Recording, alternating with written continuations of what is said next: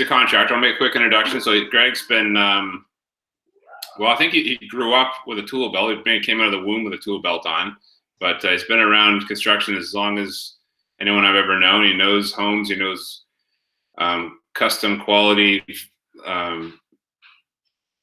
As far as like West Van style homes, he does everything from West Van to Chilliwack, I believe, and has just many projects going, and has been a great advocate for us as far as like supportive in our business and just offering education to our clients and just showing us more about the industry. So Greg, I'll make you a quick introduction, and then feel free to add on to that as to kind of what you specialize in and what you do. Greg, you there?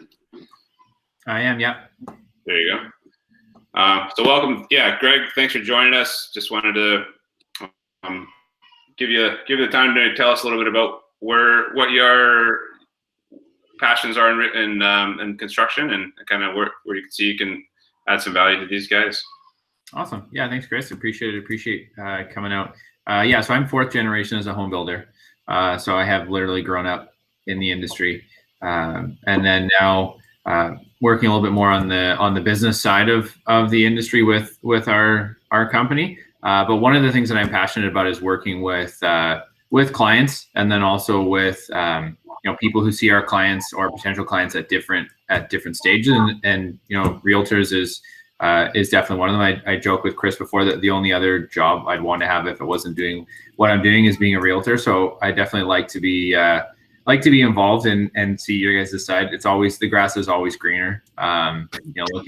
Looking back and forth. So one of the things that I like to do is working with realtors and their clients, helping them to understand our side of the industry, understand what goes into projects, what goes into the houses, because I feel like a few years ago I came to the realization that the clients aren't coming as educated as they should be to us, the contractor. They're going through the process. Some of the questions that they're asking us, or sometimes things that they're not asking us, is a little scary. And I think you guys probably deal with it too. They take information from whether it's Google, their best friend, or something that they just think. We want to educate our clients and show them in the industry what we can do, what the different costs are, and help walk them through the process. So that's a big part of it. How it ties in with real estate is I want to be a resource for you guys, build relationships with you. We work with different realtors that they'll just send me a question, whether it's a text or an email or a call, and say, hey, I'm with a client. This is what they're looking at doing. What do you think that a cost would be for this? What do you think, I should tell them? We also do like a pre-purchase walkthrough. If you have a client that's thinking of, that's looking to buy a place that maybe they want to renovate or do something too, I'll come through with you and the client and take a look at the space and give them some kind of high level realistic budgeting. The important thing is realistic budgeting.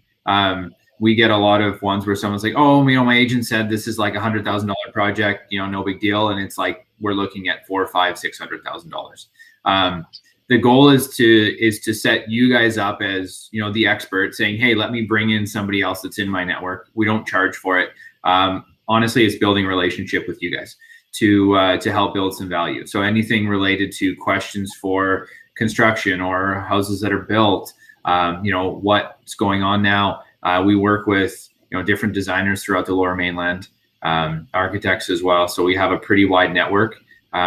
We've done back a year previous when we could have different events. We had Chris and some members of his team come to project open houses that we did after we finished. Specific renovations in areas where you could come and see what it actually cost. I made available the actual budget sheet from the exact project, the before and the after, just to help give you guys an idea of what goes into this, what our clients are asking us, because I like to know what your clients are asking you, what the comments are, what are people looking for, how can I better serve my clients and your clients. So it's very much me trying to be a resource for that, give you another reason to connect with a client. One of the things that we've seen a few times is a client will call us in that just purchased a property, and we'll come in and do a renovation. Their agent doesn't really want to be too connected with the process because it's not buying or selling. But one of the things that they miss out on is when everything's all done and we have these professional pictures, or one day there'll be housewarming parties again. The agent's not connected to that. They're missing out on potentially seeing all their friends who are like, wow, this is amazing. And it's, yeah, so-and-so was the one that worked with me for a year to find the place. You guys do a lot of work, and then you get paid, and then that's kind of the end of it. But there's so much more. And then from whether it's social media content or just different ways to stay relevant, we want to include you guys in whatever we can do. We've done things at projects where it's been, a new build that we had where, Chris and the team came and did a walkthrough on selling high-end homes. It was a $4 million new build that we had there. We did some on renovations. We want to be a resource in the industry, not just somebody that's there when you have a client that wants to build or renovate something. We can do that, but I also want to be able to kind of build relationships with you guys and be of value so that you have a reason to reach out and connect. And I'd like to have the opportunity to have a separate chat with each one of you to find out, who specializes in what. How can we, some of you may specialize in condos maybe, or certain areas, or, are there projects we've done in specific areas? Maybe we can help each other out. One of the things that we do want to do coming up is one of the interior designers. Last year we were on the main stage at the home show, and we ended up coming back to the Keller Williams training center about a week or so later, and we did kind of like a panel discussion to some of the people that the agents could bring, clients could come themselves, and just kind of Q&A. We want to do something like that similar. We're trying to see what kind of a format's going to work. If it's going to be the idea behind it would be for you guys to be able to reach out to past or potential clients, and they can come with either some photos of their space or the basic real estate floor plans, and have half an hour with the interior design team to kind of get some inspiration ideas as far as materials, different opportunities. We could give them some basic budgeting ideas just to kind of spark what's out there. We're seeing a tremendous surge in renovations right now, and a lot of them are driven by purchases. So it's something that just a way to like to see how we can be of value. If it's a way for you to reach out to a client that you sold a place to a couple of years ago or a year ago, or just offering that, we want to be out there to see how we can do it. So curious to see from you guys what's something that we can do to add value to your day-to-day, or if there's specific areas or questions or anything like that I can help you with.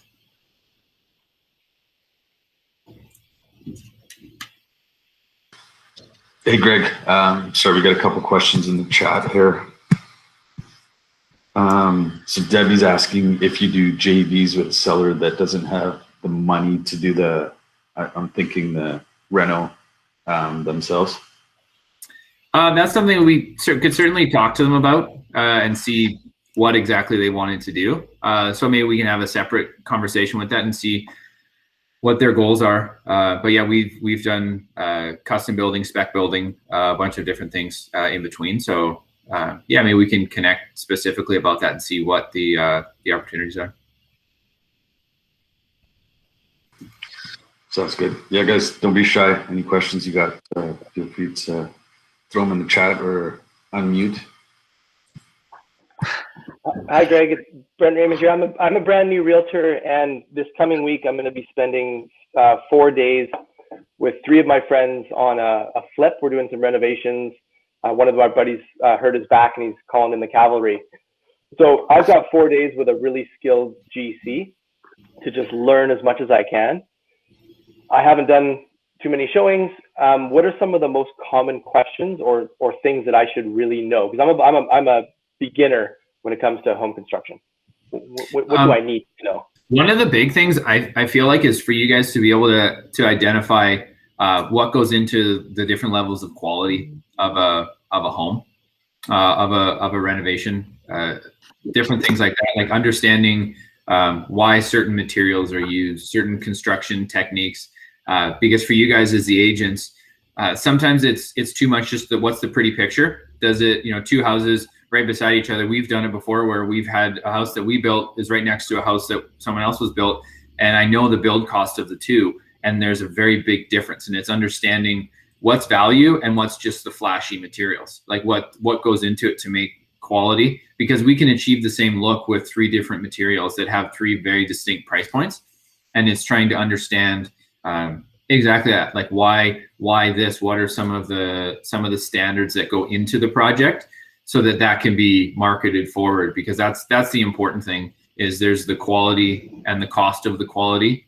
Those are some of the specifics that we like to walk through with our clients when someone says, well, what does it cost to, do a kitchen renovation?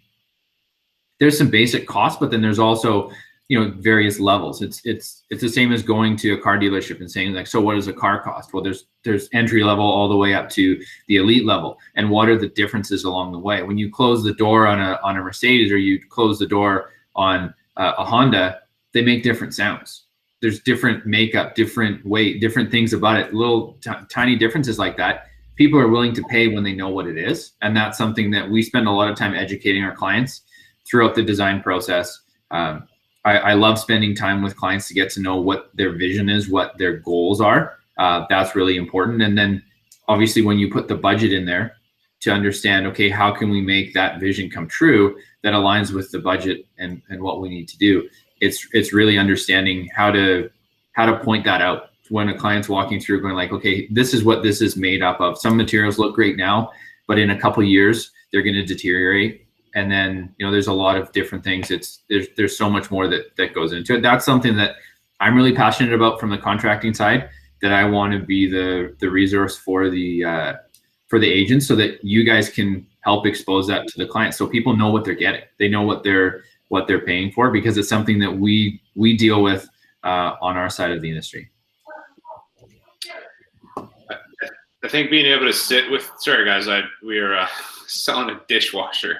Ours went and we got a brand new one, and they showed up and I'm stuck doing it. Anyway, I think being able to sit through that process with Greg and understanding, I mean, for myself, I have a contracting background, and my partner would be real detailed, but not really giving the specifics about the pricing. And what you just said is so crucial, to explain the difference in quality of like a Mercedes or a soft close drawer on a cabinet, or like these little things that matter when you're adding up. And then they can go in and look at the backing, what's behind the walls. Like, is it well thought out design, or is it just thrown up there with shiny materials to catch your eye? And when you're looking at new construction or just a homeowner reno, there's just so many different calibers of material versus the labor that goes into it, and the thought process behind that too, right? And you can see it when you get into the guts of a building. You guys will start to notice it more and more. But being able to listen to what Greg says and being part of that conversation means that you're becoming more savvy, understanding that the makings of a quality home is everything for your clients. You need to be that resource for them. To a degree at the beginning, it's not gonna come naturally, but I think it's just really, really important to educate yourself as much as possible. And Greg and I were chatting about, how does he educate us more? Can he, talk more about like what are the findings of what different era homes are? Maybe we can put a course together one day, and him and I can run through that with you guys to be able to talk about, like, when do I look for poly B? What age home has asbestos? What age homes should we be worried about windows coming up? Or like, what are the different red flags for different homes that he finds, and what are the costs to repairing that kind of stuff? And that's, opportunities for Greg to educate you guys more on those things. And I think would that be a value? So, Greg, your company, do you guys work in any size project, size-wise, money-wise? Yeah, so that's a great question. Yeah, we do, down to small scale renovations up to large scale new builds. I really believe strongly in building relationships. We've had projects where it started with rebuilding a deck for a client, and then they're like, okay, now that we've done that, we're also planning on building a 10,000 square foot new build. We just wanted to see what the relationship was like first. So I understand the value in that, and especially when it comes from specific lead sources like someone like yourself. That's something that I'm building a relationship with you. It's trying to make your network, you as the agent, look like you've got all the boxes checked to your clients.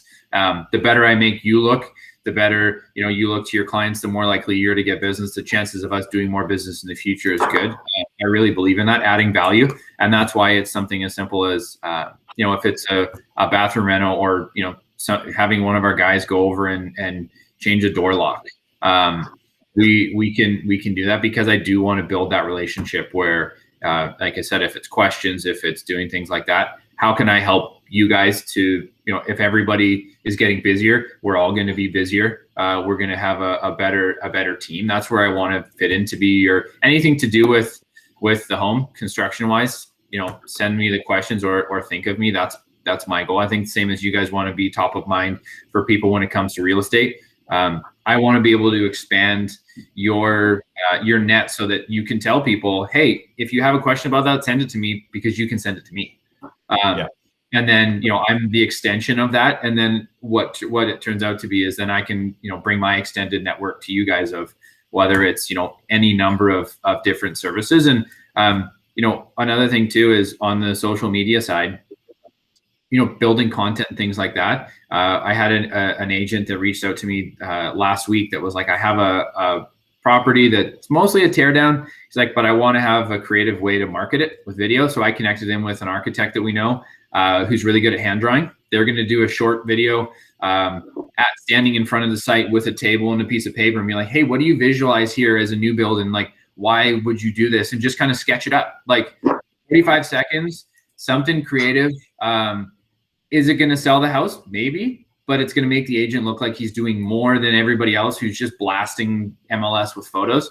We did something for Chris maybe 2 years ago. First thing I actually did for him, a house that was over on the backside of Burnaby Mountain that we had. It could have been a tear down. It could have been renovated. It could have been turned into suites. We had interior designers come in and do floor plans for the basement, as if we were going to turn it into a couple suites, what it would look like. You put some budgets to that.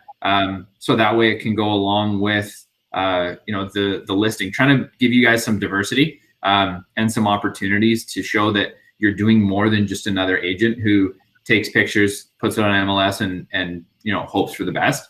That's one of the things that we're trying to do, is see how we can add a different element to it. So more than happy to, you know, expose whatever parts of our projects or our process, you guys want to see.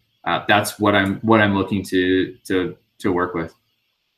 Okay, that's awesome. One of the homes that I'm showing my clients tonight, and then one tomorrow, one has a suite and the other one has an unfinished basement. And that's where our last conversation ended with, do we pay the money up front to get the suite in the home, however it looks and quality wise, or do we take a raw basement and then put a suite in for what costs? So I might reach out to you after tomorrow. Perfect. Yeah, definitely. I mean, for me, one of the things I often say to people is in exactly that case, if you can do the project yourself, you're putting every dollar where you want it, and maximizing some of the returns. There's definitely ways to put in a super budget, something like that suite, and cut some corners that there's certain things we can't go back and fix. And then there's certain ways for the client to understand that. And that's a great example of sometime when, you know, you can always send me an email of the listing and be like, hey, here's what it is. What are your thoughts? Or we can have a phone call or whatever. Or if I'll trust your judgment that if you guys see the value in me making myself available and coming to see it, I'll do it. It's a mutual trust back and forth of, you know, don't do it every time if there's no chance. I would hope that you wouldn't, but at the same time, if you feel like it might be beneficial, I'm saying it now. I want to be that resource for you guys. So use it. The offer's there. Don't feel like, you know, if it doesn't work out, I'm going to be upset. That's the reality of what it is. I want to build those relationships. Right. That's awesome. Great. Yeah, it really was. And I thank you again for the drawings for that place in Burnaby, because it really did offer some new lenses for buyers who just couldn't get their head around what this basement could look like. And that's what it is, you know, we have very non-creative clients out there that come through, and they don't have the architectural mind to be able to see what it could be. And it's on us to create that vision for them, or people at least understand the value of it and say, this is what it's going to cost for David's situation.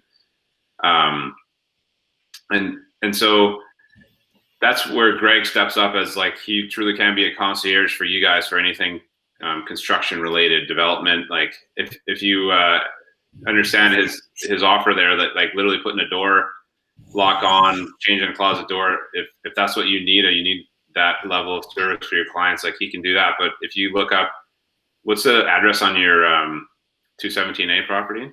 8707 217A. So write that down, and then at some point look that up on Paragon, you guys, and you'll see like that's the quality. You won a Georgie for that, didn't you? Yep.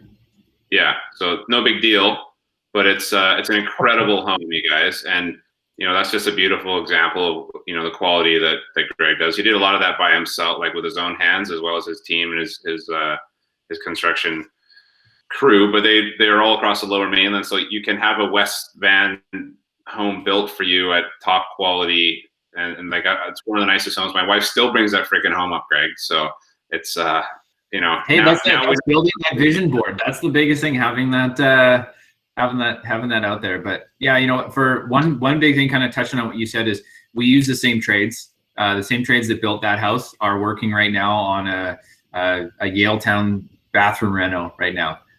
So same plumber, same electrician, different materials. And that's something I like to touch on with people, is that's really what drives the difference. Is it's what we're building, obviously the size, but what we're building with. The quality is going to be the same with us. That's one of the big details, is understanding the quality that goes into it, and that's something that I want to walk people through exactly what that means and how that aligns with what we do every time. We don't do like a cheap project.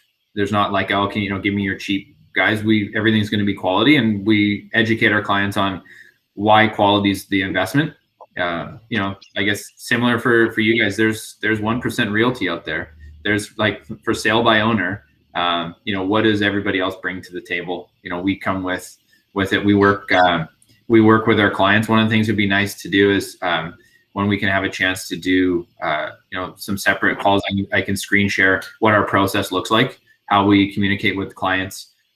We have a cloud-based project management software that they get a login for their specific project. So everything from our project managers on site, there's daily logs of what happened, photos of it that the clients have access to, all the scheduling, all the job costing, everything is fully accessible 24/7, 365 to the clients. So that allows us to communicate well with them, which they like. And then it's also something that allows us to just have that clear expectation of what we're doing, why. If there is a need for a change, we want to communicate with the client. That's something that we want to be completely open and upfront and build that relationship, because for us with a new build client, it's a 1 to 2 year relationship, and then for forever, for the life of the home. We want to be the ones that they call back for anything, even if it's something that's not warranty related. So we want to be connected to that. So I want to know what are some things that you guys are hearing from your clients that are questions. Like, what are common questions when they walk through a home with you about possibilities? Like that's valuable information for me to get from you guys. I have a question, Greg. If let's say you say that you work on different budgets as well. So if there are homes in different neighborhoods, do you would you let us know that this kind of renovation is better for this kind of area? Because you know what, you don't want to renovate a house too much in a cheaper neighborhood, or would you help us with that as well, like that? Yeah, that's a great example of kind of some of the synergy of the realtor and contractor. When I'll go in for a consult, if I'm just called in by the client, one of the things that I will ask the client is, have you talked to a realtor? And sometimes they look at me funny, like, well, I'm renovating, I'm not selling. And one of the things I tell them is, well, do you know the value of what you're going to do? What's the resale value? How does it compare to the Joneses down the street? Talk to the realtor and find out what other houses look like. What are some, and what's a detail sheet that's going to get you a sale at a low price, a medium price, and a top price in the area. And that's how we factor that into doing the budgeting and the project, because you're totally right. Understanding certain areas you don't want to over renovate or under renovate, and sometimes that's choosing different materials or choosing a certain style, and we really want to get into that with the clients, and it's something that we would like to include you in as well, so that you can be a bit of the expert of saying like, hey, if you did this, the house down the street sold for this, or, you know, whether the client wants to be able to sell at a moment's notice, how can we make the house perfect for you guys as the agent? And this is kind of your opportunity to weigh in on what you feel like are some good details. This is your chance to formulate that perfect future listing of, hey, if this comes up in 5 years, because maybe they want to sell, if we show them the right way to do it, when they come and say, hey, can you list this? You're like, oh, this is great. I know I can sell this because we've got the same kind of details that the area needs. We know it's going to be done quality. You were all part of the process, and you look like the superhero at the end who was able to just kind of make it all happen and go together. So I think that's one of the things that we want to really be able to put together, is how we can collaborate and, you know, service the client. So at the end, they're like, wow, they really did think of everything, not just how much do I want to spend, but what's the value of it? How, if they need to finance it, how can we bring the value of the home up enough that a lender is going to be like, yeah, that makes sense. Like, there's a few different ways that good project management and good kind of early stage consulting can work. Yeah, that's a really good question, and I think we cover that often enough, of making sure you don't put Shangri-La finishings on a Maple Ridge condo or vice versa, and leaving your clients in a situation where they're not comparable to the neighborhood or the actual strata they're in, and like it really is something that we offer as an expert opinion, which is why Greg does rely on us often for that, is to just be able to say, this is what the home needs. This is the quality of material and workmanship that they expect. So, you know, it comes with time, but it also comes with reviewing product, right? You're the expert in your neighborhood for a reason. So knowing what, you know, being in enough homes, you can see what people expect, and you can see when it's overbuilt. You know, you feel like you're in the nicest house in Maple Ridge and they've overspent, and vice versa. So, yeah, really good question though, for sure.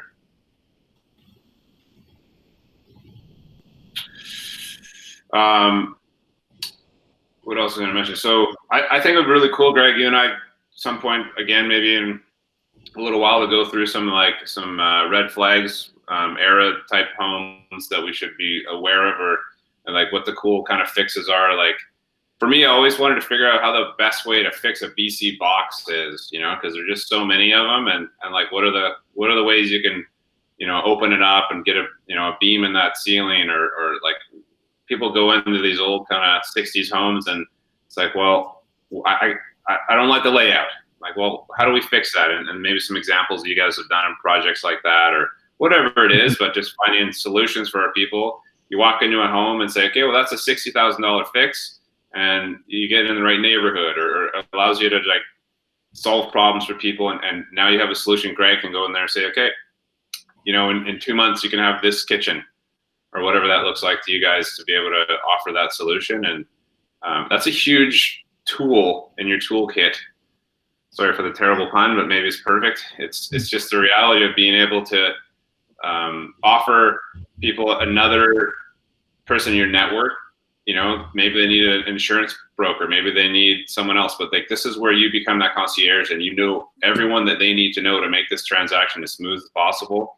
And, you know, people are making $1 million decision right now, and are they able to buy the house now and have someone like Greg come in and say, this is what it's going to take, this is when it can be done, and this is the reality of what it's going to look like in the end, and that's really cool, and that's the beauty of having that vision and that foresight. So I'd strongly suggest you guys, you know, connect with Greg, check out his Instagram. What's your Instagram handle?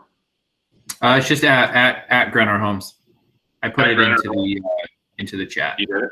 Oh, cool. Yeah. I thought I saw that. Yeah. Check out like that kind of stuff. I mean, this is a great way to. Greg will respond. I've never met anyone that's more in the trades as far as being proactive in networking and being you know, a good communicator. So like, this is something that it doesn't. It's a rarity when it comes to contracting, and the presentable. I know it seems flattering, but at the end of the day, you know, you want someone that's going to come over and be a good representation of the people that you know. right? Like if I send a contractor over and it's like he's just F-bombing and over there, and like, hey, maybe he does good work, but it also, Greg does great work and is also presentable and offers like solutions. And again, it's one of those things where until you see on the opposite side, you don't really appreciate it. So I have a few negative experiences. You start looking for people that really want to represent you in a really good light. And I can't thank you enough, Greg. But anyone else some questions for him? Fire away. I think Greg's got some time. I'm not sure what your schedule looks like, but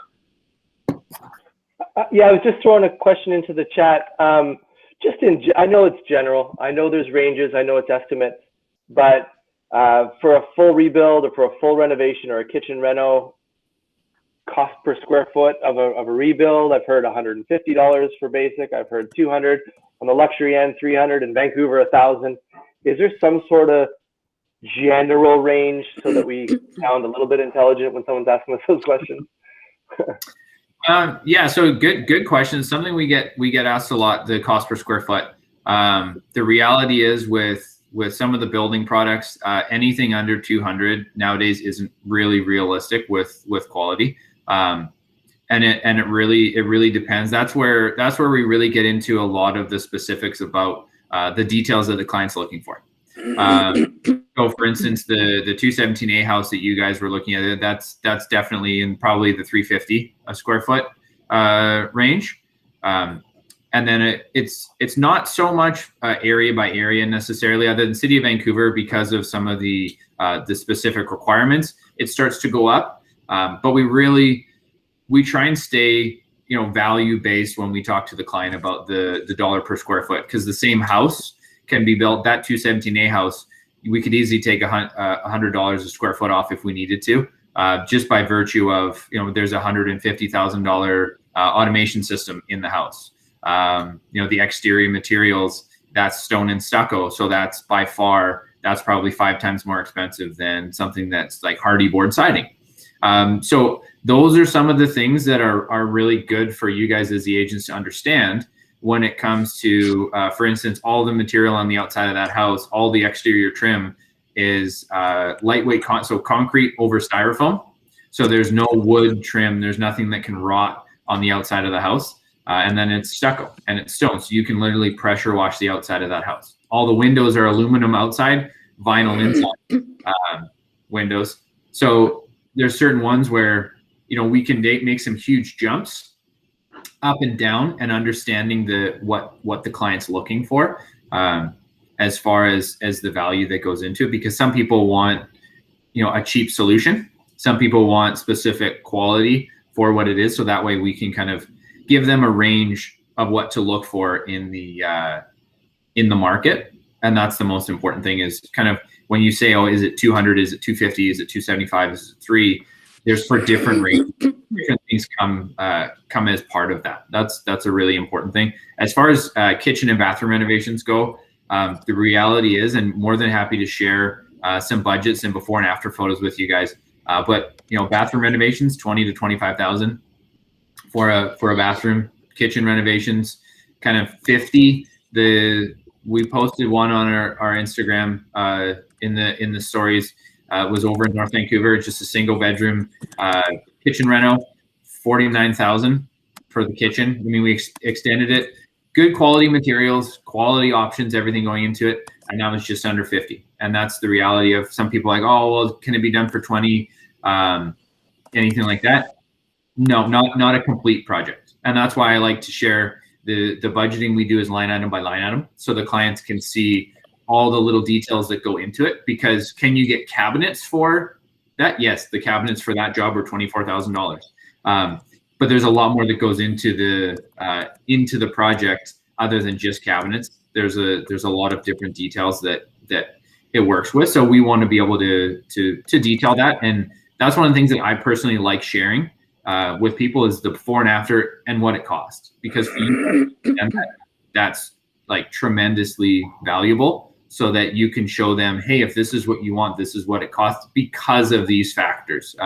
When we work in multifamily build, like, condos versus single family detached, there's different requirements that come as a base cost because the building requires certain things. whether it's underlay underneath the flooring, which can be a few dollars a square foot, or certain things like that that some people don't realize and don't consider when they're factoring in budgets. But I feel like the more information I can share with you guys, it allows you to help educate, but also help stimulate that vision with clients of, here's what you could do, and here's kind of some high level costs. We can refine them and really work on it.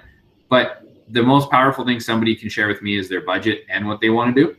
And I think the same thing for you guys too. If someone says, hey, I'm looking to spend between 1 and 2 million, can you show me a house? And it's like, well, what do you want me to do? Where do you want me to start? Like, there's a lot of gray area, but yeah, those are some good questions.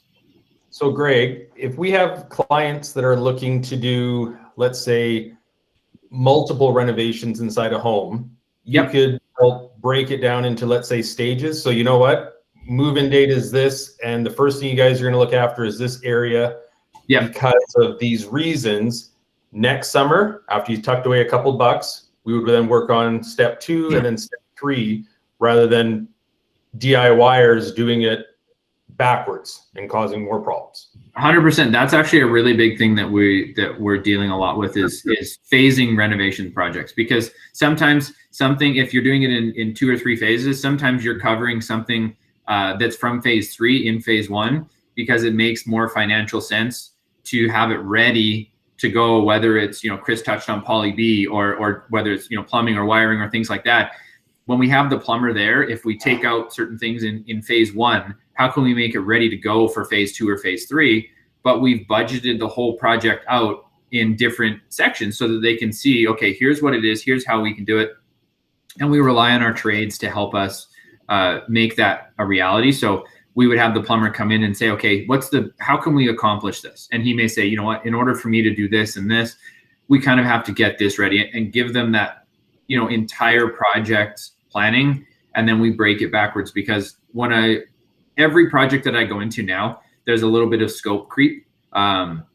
It's something where you start with a kitchen, then all of a sudden we're doing the main floor, or all of a sudden we're doing something else. That's one of the, but it's also about opening that door up to them and showing them, here's how we can deal with that. Here's why we stop here, or here's what the situation is. We want to show them what those limitations are. And one of the early stage documents I have the clients fill out is just a wish list and a needs list. Just finding out, what are the details you wish you could have in your project if money was no object, and what are the things that have to be in your project for this to be something you're going to pull the trigger on and ready to go. And it's probably similar to what you guys would ask the clients, on homes. Kind of tying into that, that's something that we've had good success with.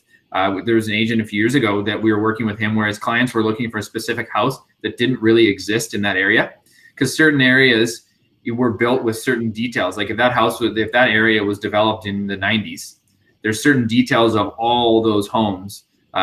Long story short, what we were able to do is find a way to renovate those houses to fit the new detail list that they wanted.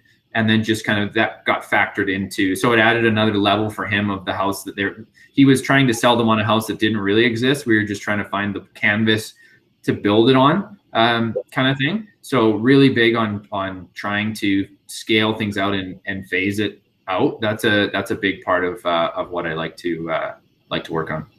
Okay, thank you. I already sent you an email, so we'll talk soon. Perfect. Thanks, awesome.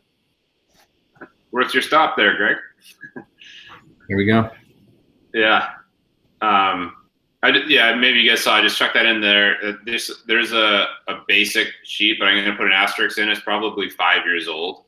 So I haven't looked at that sheet and updated any of those costs. So you might add 10 to 20% on some of those costs. You're gonna have to figure it out, but it's just an idea.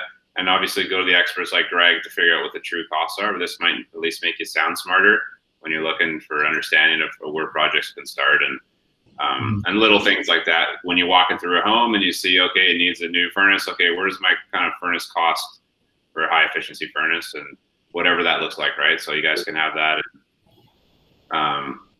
So just add 10, 20% somewhere, depending on what it is. And in the day, guys, like, do your research. Go to Home Depot. Go to if you own your own home, you're going to start figuring this stuff out anyways. Like, what does it cost per square foot for laminate versus tile versus vinyl, or what are the benefits of each? And it just, if you don't own a home, you should know this stuff because you're selling them. So if I didn't know how much it costs to put a car tire on, what type of different tires there are, and I sold cars, I'd probably not be doing my job very well, right? So, yeah, and this is where, again, going back to the experts and saying, hey, Greg, what does it cost? And Greg will easily flip a text back to you, or he'll probably take your call. And I truly want to see you guys become more experts in your field, and the know your product course at the board. You should be taking that. But I think it'd be cool if Greg and I did our own little hybrid of it, where it's going to be more dialed to what I think is in the streets versus what the board wants you to learn, so you're not dangerous. So either of those are good to take, though. I'd strongly suggest we'll find another time here, Greg, to do that. But does anyone else have any questions for Greg? Or I want to respect your time too, man. But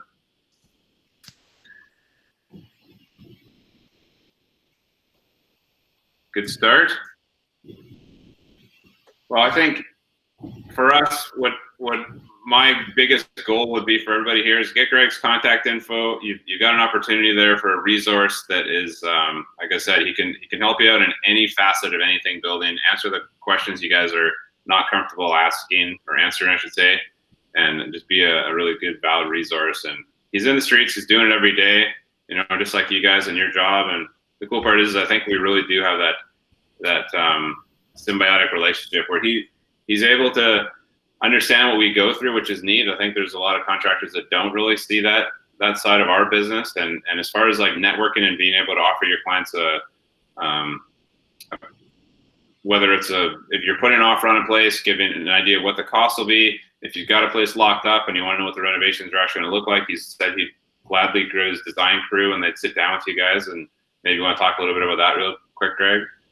If you didn't, sorry, I stepped out of half a sec there. Yeah. So that's something that we want to, moving forward, we want to find out how, whether it's setting a time to bring people through, or whether we do it digitally. We'll have to kind of iron out some of the details, but making it so that we can be a resource where you guys can bring a client and say, hey, whether it's a way to reach out to people or somebody you have that's an active client that wants to, we do, free consultations. The designers we work with as well, same thing, to sit down and see what can be done, give them some kind of project planning ideas, because there's a lot of people out there that have the desire to do it. They just don't necessarily know how to, or what to, or what it costs.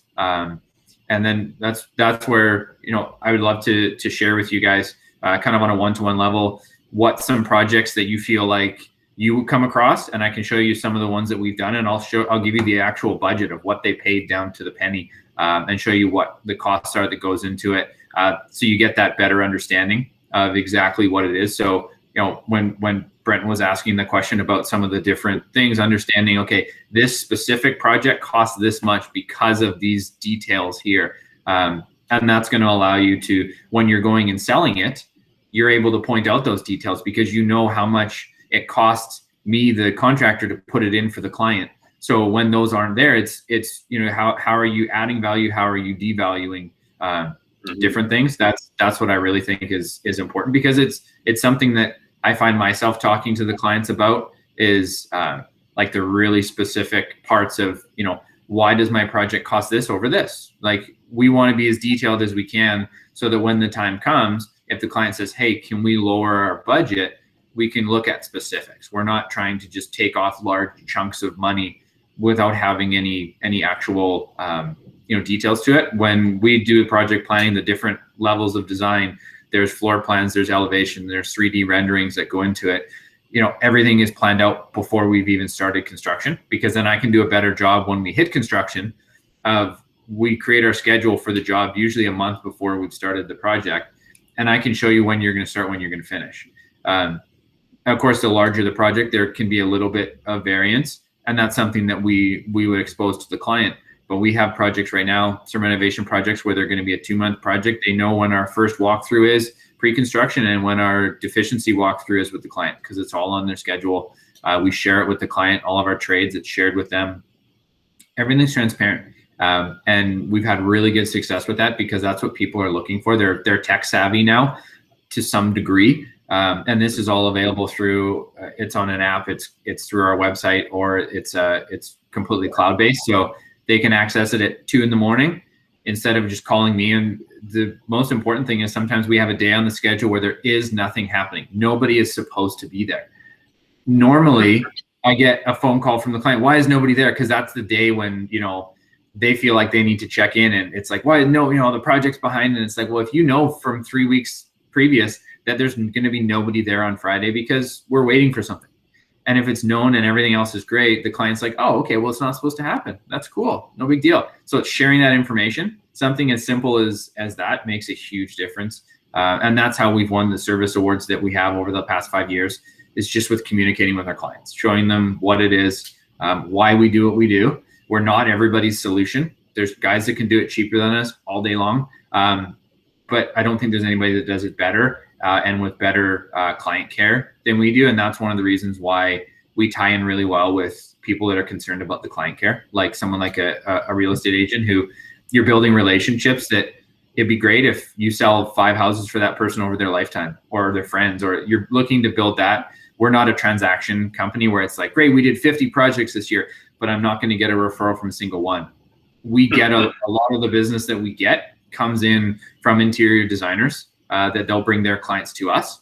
For me, that's a really big feather in our cap, because that means that they could have chosen any contractor. There's 6,000 builders listed for new home builds. We don't know how many renovators there are, but there's a lot they could choose from. But when they send it to us and choose us to work with their clients, it's a big thing for us. And same thing for when we get referrals from anybody else in the industry. We want to do our best to showcase, the best service possible so that you guys look awesome. And then it's a great overall relationship.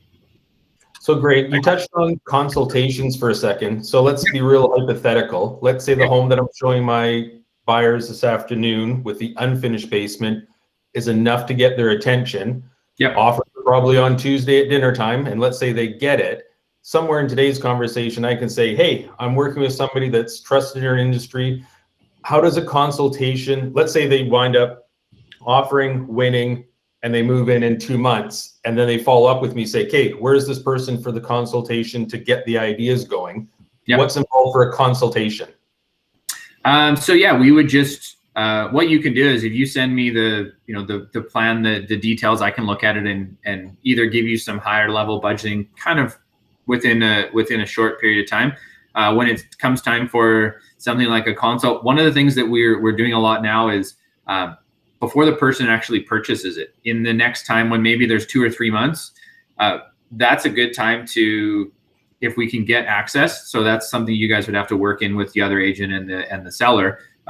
We go through and we have a project right now. We're planning their full renovation. They don't get it until May, but everything is already in the works. The cabinet order has been placed.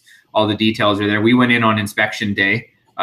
We'll go in on, sometimes they've worked it into the deal where it's like, we need 2 visits. We go in with the client, and then that way we can have everything ready to go, permit application in, if there's permits needed, so that the day that they take possession could be day 1 of construction, if it worked out well. So we try and be as proactive as we can, because understanding that there's lead times for certain things, like for example, custom cabinets to be built is about 10 weeks.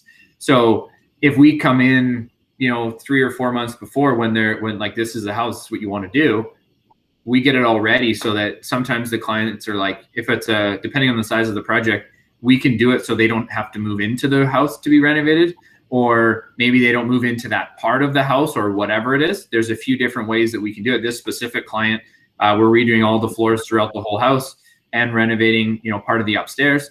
So day 1 of the day he gets the keys, he's turning and giving them to me. And then the stuff's getting torn out the first day that he legally owns the house. Wow. And then it's going to continue from there. So that way it allows them to plan it out. And so I would say, as soon as you can, if it's something they're serious about doing, we try and get the ball rolling and get the planning going, and move from there. Because once we have the space measured out and have gone through it, everything else can be 100% digital. The interior designers do the plans. It can be done by whether it's Zoom meetings or anything like that. That way we can get, you know, if we're going to go like legal basement suite, we need to apply for permits, that kind of stuff. We want to get that in as soon as possible so that they don't wait until they get the property and then we go through the process and then go from there. That's when, you know, we want to show them what the options are. So that's another thing that we do. So I find myself going in on either inspection day or just a different day that we have access, and we can plan it out so that we can get whatever we need to have done. We use the same, like there's one of the people that we use for measuring is the same as you guys use for the Matterports. They literally go and do it, scan the whole place. We have a walkthrough of it that's digital as well as all the measurements for it. So there's a lot of this, you know, we share similar vendors, similar technology, but that allows us to, you know, skip way ahead from a project timeline standpoint. Awesome. I think that's a huge aha for me is, I mean, when I was in your world, it was like we were pen and paper and just felt like so archaic all of a sudden. But the app that Greg mentioned is like next level. You guys wouldn't believe how seamless it is, and the transparency with the timelines and the communication that happens on that is amazing. And you guys would be very impressed with that alone, just for what their industry is, where it's going. And Greg's just like, it's really cool to see that and understand what it means to the client as far as just knowing what the next steps are and seeing the costs and where things are at with the project at any time. I wish we had that in our business. But also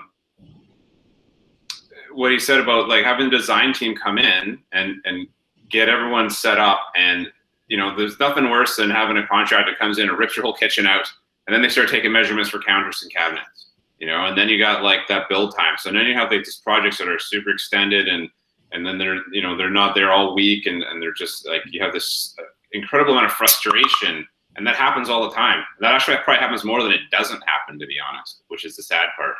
And so you get someone like Greg that comes in with his design team, he's already got everything ordered. They don't start taking down your kitchen or whatever the project is until they're prepared to just in one foul swoop, like have a very streamlined process. It's an assembly line versus, well, we're going to hack this apart and then figure it out the next day and going forward and you know, we're going to YouTube your kitchen together kind of thing. And it's just, you get all trades, all levels, just like you do in our business, right? And, you know, you want to just leave your clients in the hands of the pros like Greg, and it's a very different experience. And yeah, it's just, I'm proud to be able to present him with referrals like that. Like he said, it's a big deal. And when you've seen the opposite side of it, you'll truly get it, I think. Until then, you're just be like, oh, well, we're spoiled with Greg, so stay that way. So. I just had a funny thought. I thought, has it ever happened that somebody hired you to renovate their home to sell, and then they decide, oh, it looks too good, I'm not selling? Yeah, I think so. We've had ones where they've done projects for all kinds of. I've gone into like renovation consults where it turned into a new build. We've done ones where like over time we found out that they've sold it when they were planning on staying because all of a sudden the market changed and it was better to sell. You never know with what it is. I think the most important thing for us is, and that's why it's nice to have the involvement of somebody like the realtor. So the client has a really realistic expectation of what it is. I always ask them, like, are you looking at selling in the next 2, 5, 10 years? That has a lot to do with what we put into the project. Like there's certain things that, you know, are really specific that you are not going to get your money out for no matter what. But that's the cost of the project. And some people are like, well, I want to put in money and get 100% out. It's not realistic. You know, I usually tell them 70 to 80%, depends on what we're doing. Sometimes we make a huge change and it's amazing and they get close to the 100%, but we want to walk through and see what the specifics are of it. Because there is a certain amount of it that is just you're purchasing the happiness of in your home for the next however long you have it. And it's how much are you amortizing that happiness for? If you're selling it in 10 years, it's a 10-year amortization for that extra 20% of the project, or maybe it's 5 years. That's why we want to make sure that it lines up with the value in the area so that it gives people the ability to sell And those are always things that we ask. So it allows us to, implement realtors in certain areas. And you guys come in as the expert when it comes to that. We're the ones that build it. I'm not going to speculate on value. That's not my lane. I don't want to say something that's wrong and make myself look like I don't know what I'm talking about. And that's why I want to be the resource for you guys for whatever question it is. Like, let me be the resource to help you guys out, to make, to give you the opportunity to solve that problem for the client. And if they want, anything further, it's just adding value, building that relationship. So however we can do it, that's literally what I'm here for. Awesome. There you go. Anybody else? Any other ahas from this? Wouldn't it be nice to have someone in every industry that you could represent like this? So there's one tool in your toolkit, but the reality is, I think it's really important that you guys do leverage Greg when you need him. He's a great resource, and he'll be able to represent you well. So by all means, you guys can connect anytime, and I'm sure he's happy to have a chat and figure out how you can support you guys' business. So I'll let you guys individually do that later. Does anyone else have any ahas they want to share? Or? I just wanted to say thank you, Greg, because I've had experience doing an open house, and another agent comes in and their client is asking about the new renos done, like how much does this kitchen cost? Mm-hmm. And so from that agent was like, oh, this kitchen's about 15 grand in renovations. Mm-hmm. And after they left, I talked to the listing agent, and she was like, no, it's like way more than 15 grand. And she kind of pointed out like the quality of the materials used in the renos and all of that. And I was like, wow, like they were really off. So thank you for, being open to helping us out, because I feel like there can be such a big gap between what clients see in renos and the materials used and the cost of it. Some people just have a completely different perspective on how much it costs, and to be able to break it down and say, no, these were the materials used, this is how much it cost. There was an interior design that came in, and really helps. Yeah, it's one of the things I'd recommend is we can do as a field trip, if you guys would like. The cabinet supplier that we use, Pacific Rim Cabinets, they're over on Annis's Island, and they have an amazing showroom, and they also do shop tours. So they'll show you what it is, but all the different materials that go into it, like good, better, best, what they all are, and you can see price points specifically talking about that kitchen, for example, so that you guys can say, okay, well, opening a drawer, seeing what the box of the cabinet is made out of. Is it solid, solid plywood? Is it melamine? What is it? There's different price levels that go into that, which that's just kind of the tip of the iceberg of some of the specific details that go into, the overall project cost. But understanding some of those things, understanding what some of the, reasons when we would use it, when we wouldn't use it. Because sometimes clients are like, oh, I've heard you shouldn't do this. Mm-hmm. And sometimes it's not correct. It's just because somebody somewhere along the lines has said like, oh, that's bad. And it's like, well, but understanding why. Some people are scared of MDF in their kitchen because they're like, it's going to be a problem with larger cabinet doors. If they're paint grade, they're going to be MDF because it's more stable. It's not going to warp as much. It's going to be a way better product. There's different parts that go into it that, more than happy to showcase that kind of stuff for you guys. And I truly want to be that resource where, it's whatever questions are, if you guys, send them off or through Chris, and we can figure out how we can have some, I don't want to say education, because I don't want to make it sound like you guys don't know what you're talking about, but how we can kind of give information to you guys, and pass it over, because I truly believe the more educated the clients are, when they come to us, they start asking specific questions, and they start asking for the right things. And that's pre-positioning them so that they're going to get a quality product, whether they go with us or somebody else.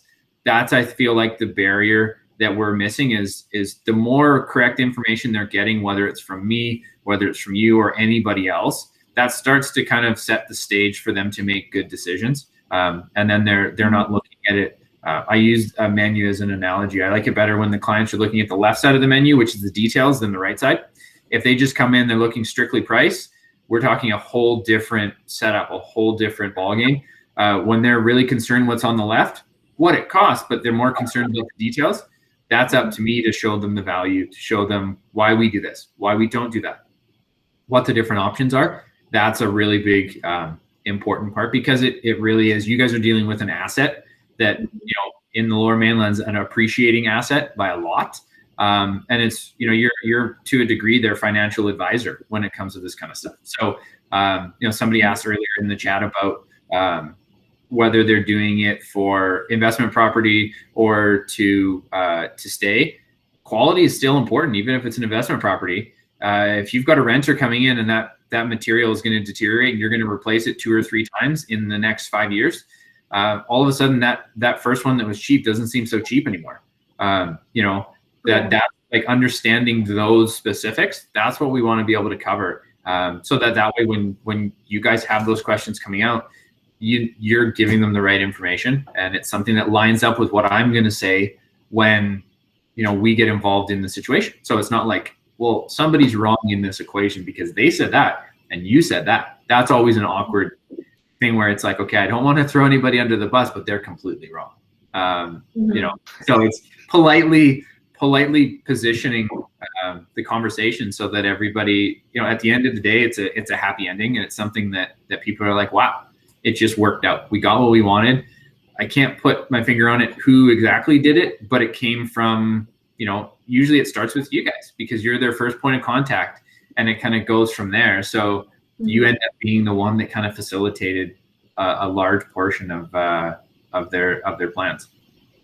Yeah, and it's super important to have the knowledge of what type of materials cost how much, because I've also gotten before at an open house, my client was just like, oh, like how much would this deck cost around to build? And I told them, I kind of just gave them a range, but then I was like, but it also depends on what kind of materials used to build a deck and the size of how big you want, if you want to extend this deck and all of that.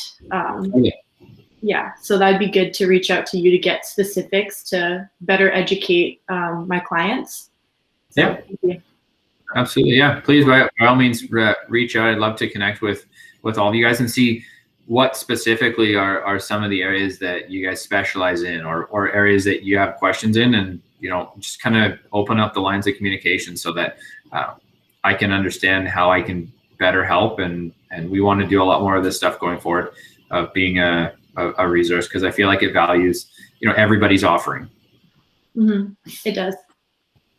I look forward to being able to take a field trip to one of your work sites again, Greg, and I think it's a really good exercise for us to be able to go and walk through that home, see the quality of the finishings, and if Greg is so kind, he shows us sort of like what his price sheet looks like and why each product is what it is, what the costs are, and then he even shows like what his profit is to his clients, right? Like, this is what it costs, this is what it is, and this is how I eat at the bottom, just like with us for our commission. Some goes to the brokerage, some goes to the tax, some goes to the marketing, some goes here, and this is what I take home, right? And like, that's just that transparency, I think, is a beautiful thing that most people appreciate. And they're not, and then he's not having to defend, or people always having that, well, what's he actually making, or what's he?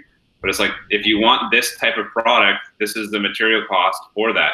I'm giving you my cost. I go to the the wholesale, and I get it as economical as I can for you. But at the end of the day, if you want this quality of fixture, finishing, whatever it is, then this is what it's going to cost. Otherwise, we can move over here to a little less expensive one, and that's where it's going to get your budget down. And that will affect everything on this list here, right? And that's a really cool thing to be able to walk through a home. And Greg's shown us before, and it's very important for you guys to see that, and then your clients to understand that that's what the type of contractor they want to work with. Someone's going to be able to do that, not just like, okay, well, here's the budget, and it might be a little more at the end, and there's always that contingency, just like with anything. But and until you open up walls, you just don't know what you're getting into. But that's the reality of it. So I think that was really cool to get back to one of your projects and be able to get a school bus, fill it, put everybody in the school bus, and make a real field trip out of it. I like it. Yeah. I would love to go, Greg. I would love to go on a field trip. Yeah. I think we'd all like to get out of our house. Let's be honest. Seriously. Yeah, no, totally. And I think we've got a lot of cool stuff actually.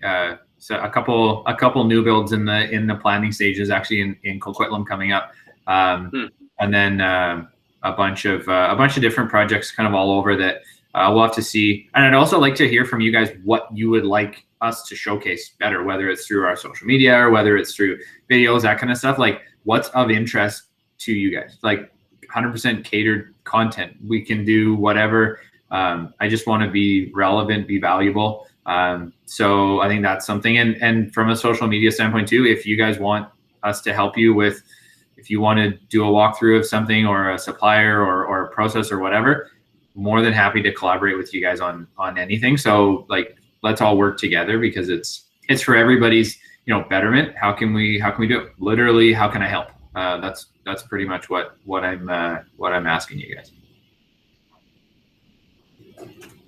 If you guys haven't looked at his Instagram picture, like these are just total dumps. They look horrible. That's what we go for. Yeah. Yeah, mostly dumpster fires. Those are easier to sell. The cheap places on the block, they're easy to sell, right? Because you just begging people to take them. Beautiful work, guys. Thank you. Nice. Cool. Well, I'll let Greg off here if he wants. If you guys have anything else, let him know. You can always reach out individually to him, like I said. And it's really thank you for your time, man. It's really been hopefully educational for you guys, and I always learn from you too. And it's inspiring to have people out there that are helping us become better in our trade because iron sharpens iron. So it's really just what Greg said. If you want to connect and leverage with social media, that kind of stuff, and find ways to promote each other and support each other's business, this is what it's all about. So hopefully it's win-win on all sides. And Greg, anything else you want to share? No, I think that's it. It's just please reach out and connect. I'd love to have a chat with everybody and find out specifically how I can help, what you're looking for. And I really appreciate the opportunity, Chris. Yeah, certainly. Thanks, Greg. We'll you and I will talk soon. One of these days we'll see each other's families. Yeah, exactly. Awesome. Thanks, everyone. Thanks very much, Greg. Thank you, Greg. Thank you, Greg. There you go. Cool. So I hope you guys got something out of that. I can't stress enough how important it is to have guys like that in your pocket when you are out shopping, when you have listings. Either side of the coin is just a really beneficial relationship to have. And Greg's like, I'm telling you, he's like West Van, like high end finishings. That's what he cut his teeth on, and now he's just kind of moved into doing smaller renovation projects all the way up too. So he has the whole gauntlet, and so he'll take guys off a West Van trade job and put them into a Langley bathroom, like he just said. So you're getting super quality, but it's not like he's unreasonable in cost. I don't want you to like get that impression at all. Like he's very fair. He shows his 15 to 20% profit at the end on the bottom line. That's what matters, and I think it's very refreshing to see that. So we do it too, or sometimes we hope we do. So anyway, any ahas from that? You guys ready to do a CMA real quick for Yvonne? Oh, she's going. She's leaving. Oh, no. She asked me to do a CMA for her. Does anyone else have any CMAs you want to rip through real quick? I've got one if no one else has one. Okay, you want to stick in the chat? Yeah.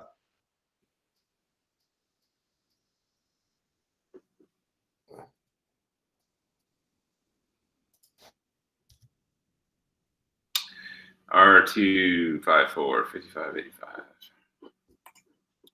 We're just gonna offer 200 over. I think it's easier. At this point, I think you might be light. I haven't seen it yet. Yeah. It's a little nuts, isn't it? Oh, nice. Whose listing is that? April Lee. I'm sure we talked to her.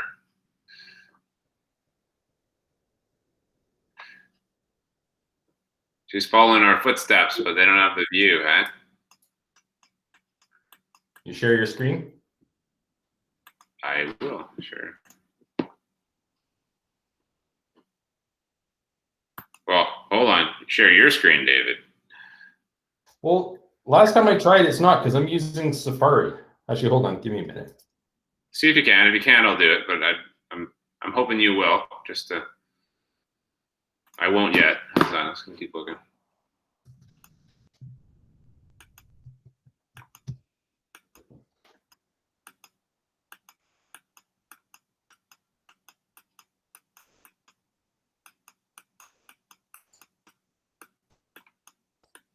Unfinished basement, eh?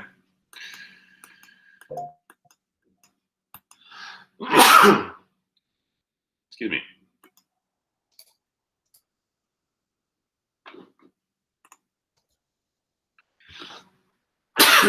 Excuse me. Nelson. Doesn't actually show where it is exactly. Where is it on the street?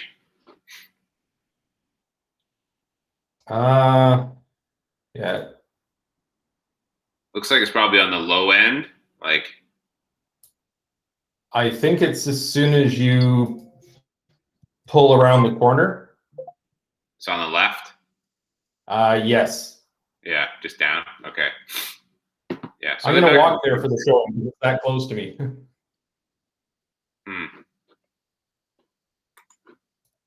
I'm gonna have to ask Ahmed. It keeps saying that Google doesn't have sharing permissions because it's recording. Let me see what I can do here.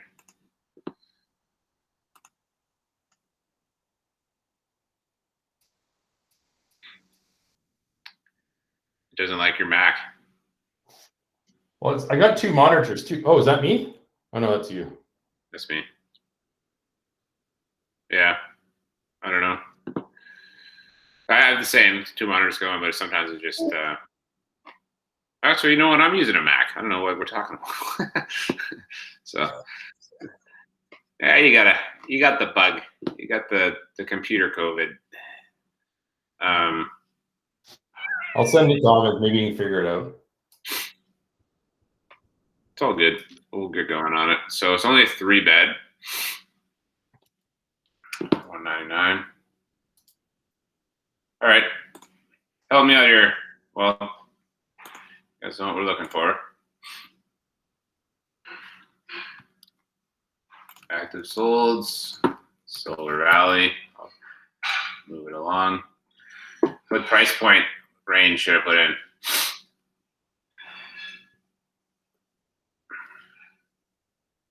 No takers? This is getting old, isn't it? It's funny until someone says it, and then we all laugh at you. Anyway. Yeah. Sorry, Chris, I missed the beginning of this. What are we looking at here? What are we comparing, or what's going on? Oh, sorry. So 13576 Nelson Peak Drive in Silver Valley. It's a 2016 build, 4,300 square foot lot. It's been on the market 2 days. It's only 3 bedrooms and 3 baths, 2.5, and 2,700 square feet. It has an unfinished basement. I'll rip through the photos with you guys since you haven't seen it. All right, so there's a pretty picture of a rock. I don't know why that made the 3rd photo, but it's a really nice. It's a good rock. Yeah. Nice and clean, well staged.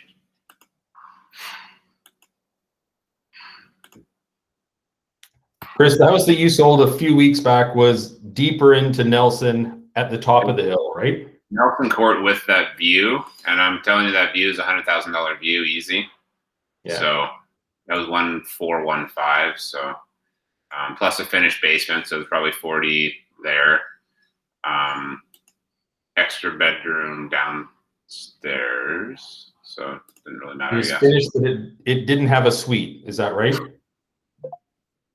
It had it was roughed in for a suite. It had a bedroom and a full bath down there, finished by the developer, and it had yeah, like a rec room that they're using just like pool table and stuff, but it could have been. But it didn't have a separate entrance. It did, yeah, full separate entrance. Yeah. Oh, it did. Okay. Yeah, it was ready to go for a suite. They just didn't need it. Didn't use it. And that's where my guy's trying to figure out if they're going to put the older child and boyfriend spouse in the basement or not.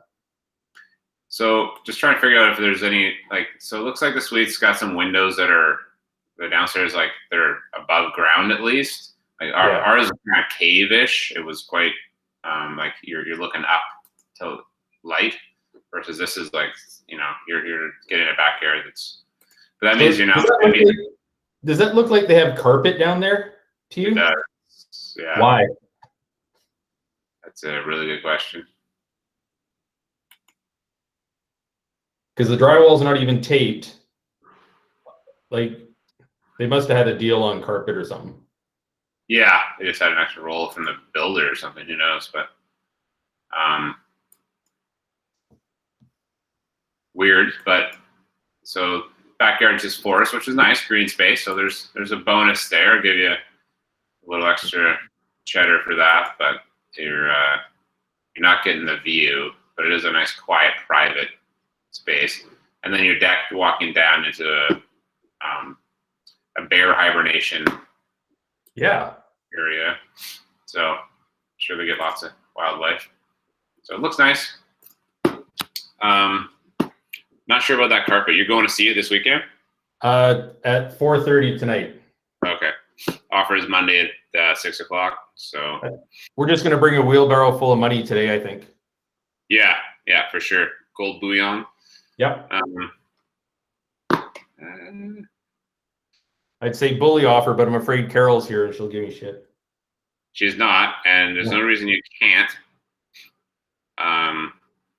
And the trick with a bully offer is that you have to have another property that you're gonna go right on. Yeah. Right. So we'll see what the comps look like, but it's like, hey, we're gonna give you guys our shot here today, but if not, we're gonna go to this one. And so, you know, we'll pay you 1 to 7 right now, or we're moving on and leave it open until before that other offer. So they get the point, and that's the risk.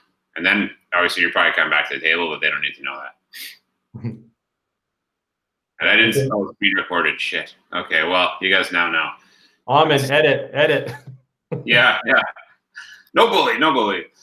There's nothing wrong with it. You're working for your buyers. Don't feel bad. So, all right, search date 90 days back. We're going 3+.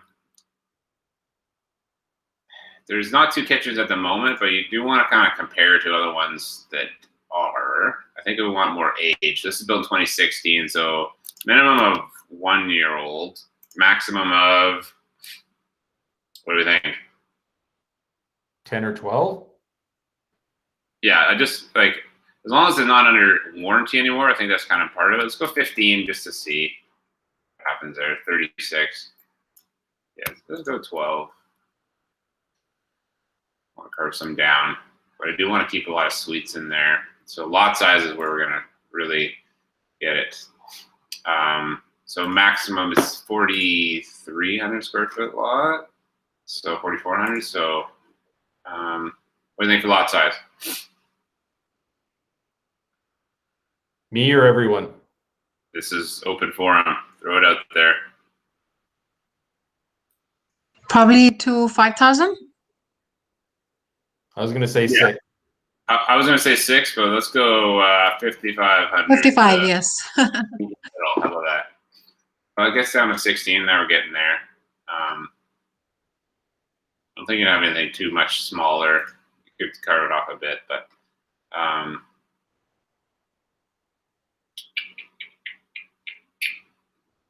it's going to tighten that up. 60 days. Down to 11. Perfect. Okay. I might carve off ours off Nelson. So we'll then also check like the actual Nelson sales, because there's a few that have sold.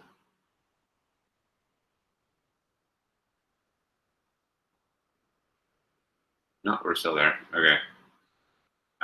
Perfect. Good range. So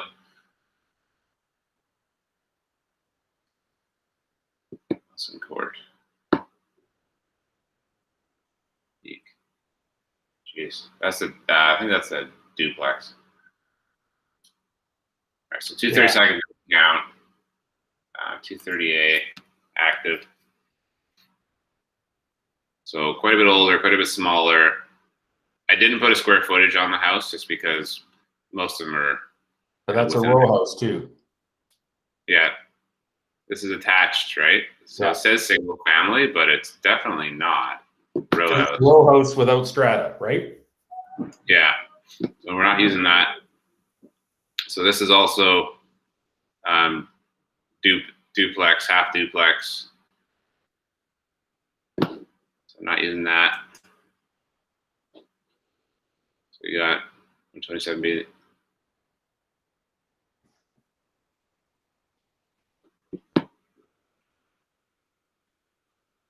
So better comp. They are looking at offer, so they're 1 day on the market. You might show this one tomorrow or as well. A little smaller lot though, 4-bed, 3-bath. No suite. The suite of bowl.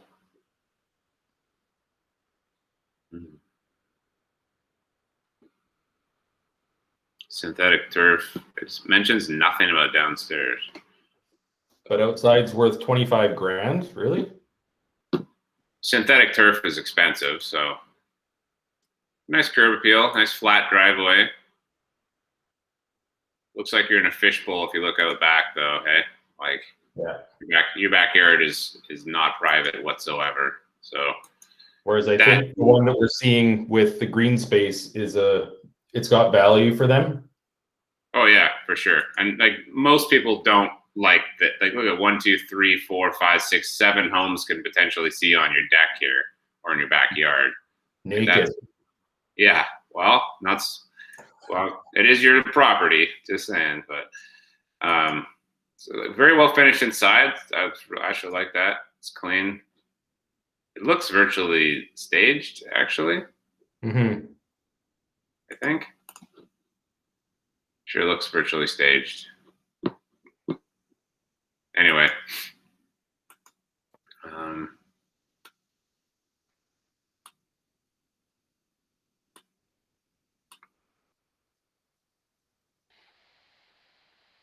Weird. Good and clean.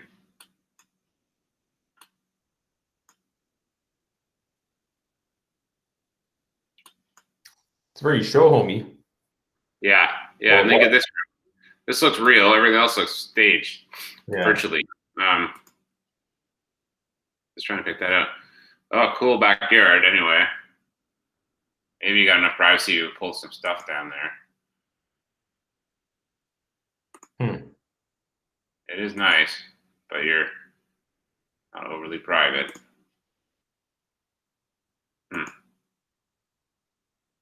Yeah, man, that's just so like.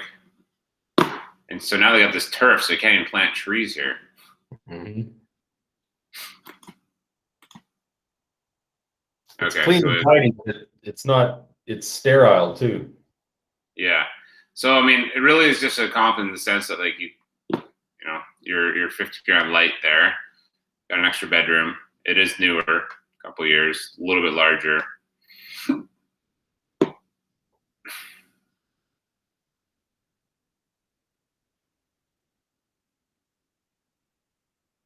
They ran the gas out to that thing. Hey, that's interesting. Yeah. Well, yeah, I mean, you're going to be. So that's the one you use for your bully offer. Say, we're going to go right on this one if it doesn't work. So anyway, so there you are.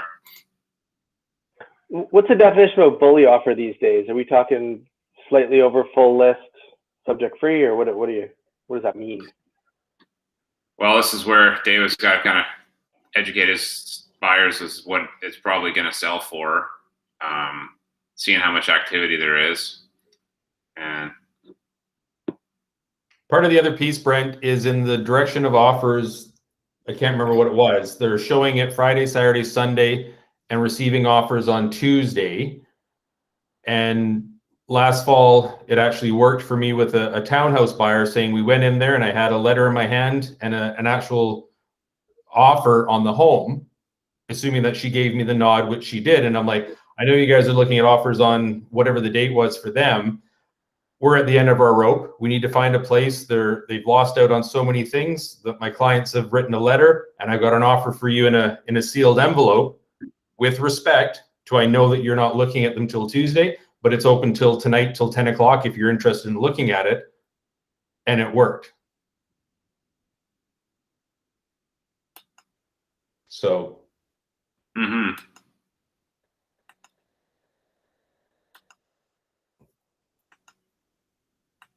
So this is back on the market. It looks like it's fallen through. They had an offer, and it is not in multiples. So it's available. If you guys haven't seen it or been in it, it might be worth poking your head out there. I'm sure it's on Lockbox. It's what is that? That's awesome. Yeah, that just makes me dizzy. Anyway, that'll do. That's better. Yeah. Don't do this, folks. I mean, it's whatever. It's fine, but It's like you're playing a video game and you got your VR headset on and you're. yeah. I'll tell you what, for a 1% agent, she spent a lot of money for only taking, 0.5. Like, she's not making any money off of this. That virtual for 3,000 square feet is like $800. The other one's like she spent almost $2,000 on marketing, and she's only going to keep whatever it is, 0.5% of it. It's nuts.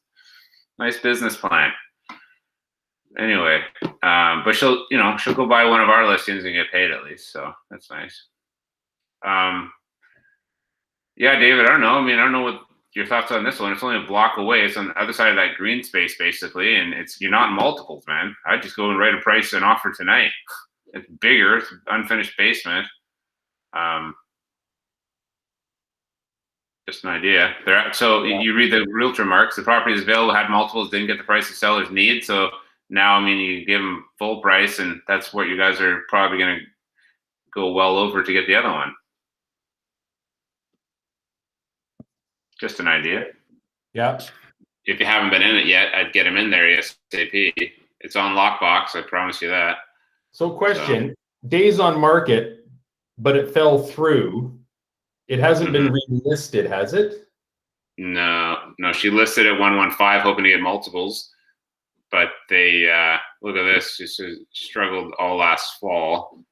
Like, this is the problem with these 1% agents. Like, they just put it on, don't care, right? Like, that wasn't the price it was worth last year, and now they've gone up, and now they're probably looking for that. I don't like. Does this make any sense to anybody? Like, we're 1.1, 105, now we're 115. Now they keep going up. Like, I mean, So it is a crazy market, but they're testing it, they're letting people write, and then they're saying no to the offer and then raising the price. basically, yeah. If they listed with the previous agent, they probably would have been sold, but it's unfortunate. So I would take full advantage of this. I would go after that and like just grind and get it, because you're not going to be in multiples versus you wait. Like this is an opportunity, like especially with a discount agent. Like Betty doesn't care, man. She's just like, however, get the deal done, get it off my plate, moving on, and go to the next one. And I would include a fee agreement into the contract, right? 1,000% fee agreement. If you guys don't know what that is, basically it's seller unrepresented, buyer represented. You ask for the 3.255 and the 1.1625. You send it over with your offer. Your buyers sign it, right? So with the fee agreement, the offer is not contingent with the fee agreement. They can say, we'll accept the offer, but we will not accept the fee agreement. Is that correct? yeah, but then you say, send it back over and say, I still intend to get paid from you, right? And then the worst case scenario is that they don't pay you. And, I will usually send it back 2 or 3 times and say, look, this is, you're choosing to work with a discount agent on your list side doesn't mean that I should be discounting my services to my clients, and they're prepared to pay you what you're asking. And part of that is my commission. And that's what we expect. And that's, it's only fair. And your clients will feel really bad about it. And, at the end of the day, you don't want your commission to come between the deal. But because you're not multiples, this is a perfect opportunity. right? If you're going in multiples with a fee agreement, you're shooting yourself in the foot. Right. Now they're like, okay, so whatever that offer is minus your commission. But now there's no one else to stand up. So, and again, this is why these guys think they're being smart, hiring discount agent, but they're not sold. Just saying, in this crazy market, right? And I'm telling you, listen to it properly. Like, yeah, she put some pretty stuff on there, but she can't negotiate. She doesn't care. That's the thing. So anyway, it's good comp. I would be in there tonight, and I would probably see if I could steal it. But yeah, I mean, 1, 2, 3, 5 for this one here. That's my house. That's what you guys want. That's a good comp. So I think you're over 1.2 for any of these properties here that we're looking at that are 1.15 or 1.19. So, Dylan, why don't you talk to us a little bit about this property? Well, just going back to here, sorry, my brother's in online school. Let me just move away quick.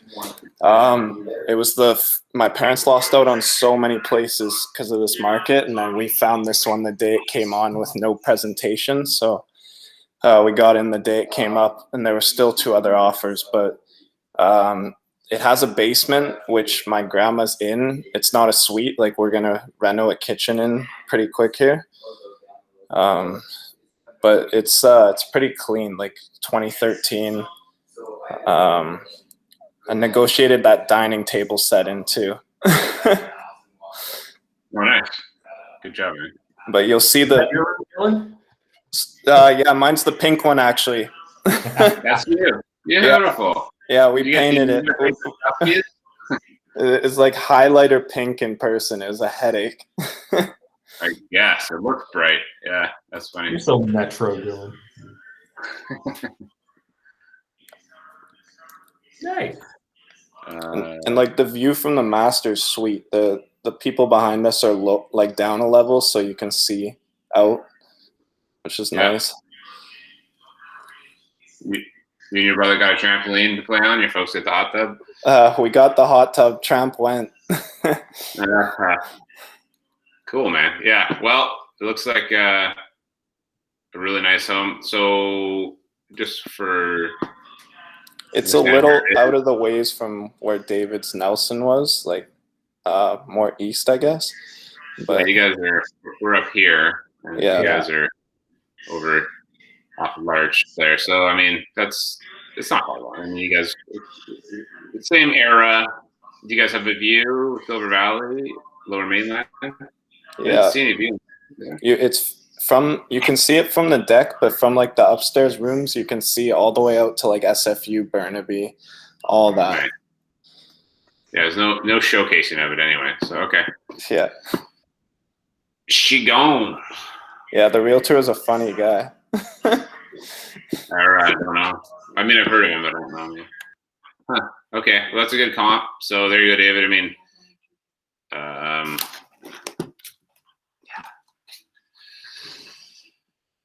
I think no matter what, you're over that now by a way. Still install that. I don't think it's a fair, as much as it's finished and it's got some extra features.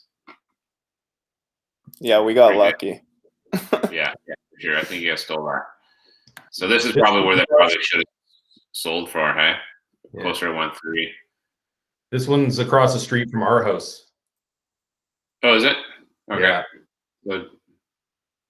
Yeah, built in 2010, 34. So no suite again. Nice flat driveway though. It's, yeah.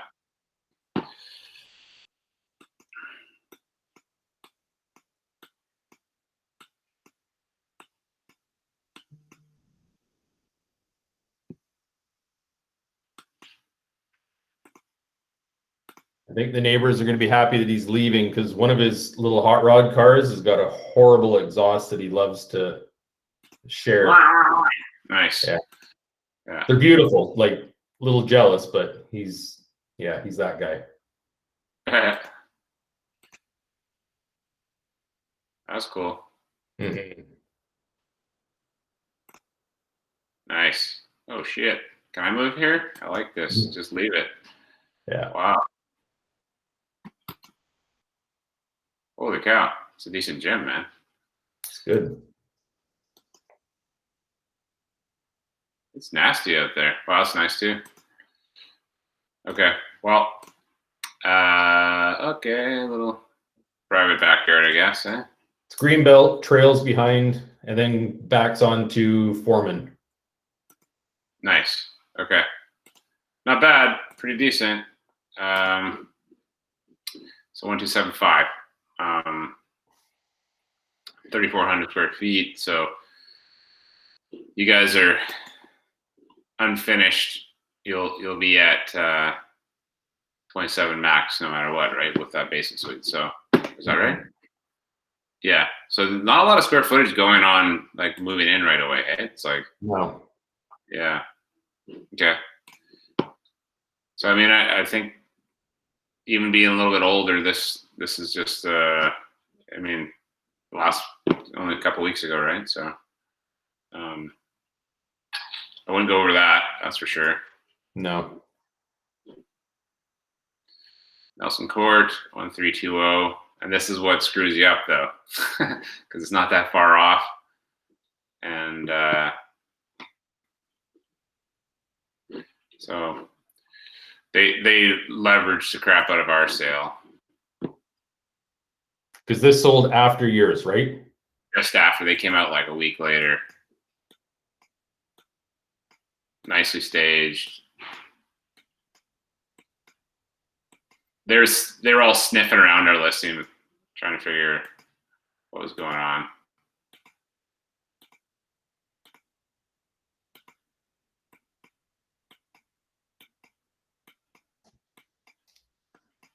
Okay. Clean, yeah. I mean, I saw this already, so I'm kind of ripping through it for you guys too. But now it's your backyard. But it puts over the 133, and it still says Nelson on the street. So yeah.